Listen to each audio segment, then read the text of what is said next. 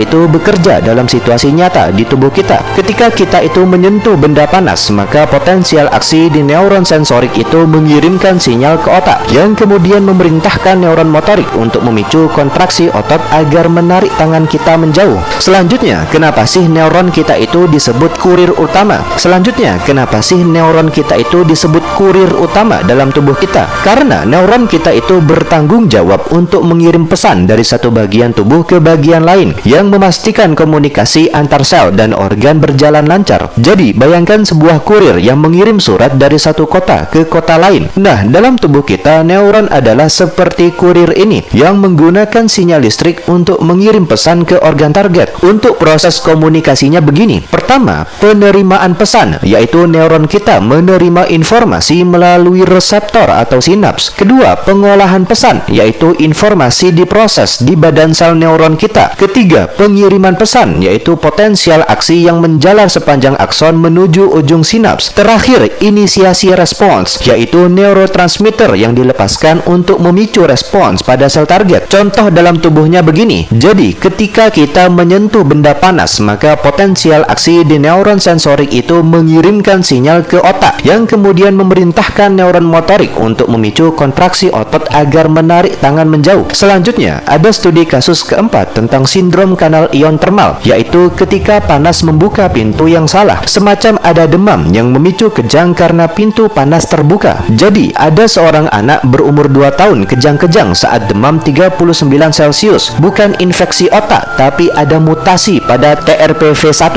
sehingga kanal ion berpintu termal yang biasanya aktif lebih dari 42 Celcius. Pada anak ini, dia aktif pada 38 Celcius, sehingga muncullah masalah baru. Kalau demam ringan, maka TRPV1-nya terbuka, sehingga kalsium dan natriumnya masuk, akibatnya terjadi depolarisasi neuron. Dan kalau neuron hipokampusnya terpicu, maka kejang demam kompleks. Hal ini adalah sinyal listrik yang salah waktu karena sensor suhu terlalu sensitif. Solusinya apa? Ada obat antipiretik, paracetamol, yang bisa menurunkan suhu sehingga bisa menutup kanal. Ada obat anti kejang jika terjadi rekuren. Dan yang tidak kalah penting adalah edukasi orang tua tentang demam harus segera diturunkan. Dengan kata lain, harus segera bertindak. Nilai tambah dan insight-nya kita semakin luas, teman-teman. Ilmu kita semakin banyak bahwa kanal termal adalah penerjemah fisika menjadi listrik. Cara berpikir kita semakin kokoh bahwa terkadang ancaman menjadi tinggi bukan karena pada stimulusnya, akan tetapi pada ambang respon kita. Keyakinan kita terus-menerus baru. Kesehatan itu bukan soal menghindari perubahan, tapi soal menjaga ambang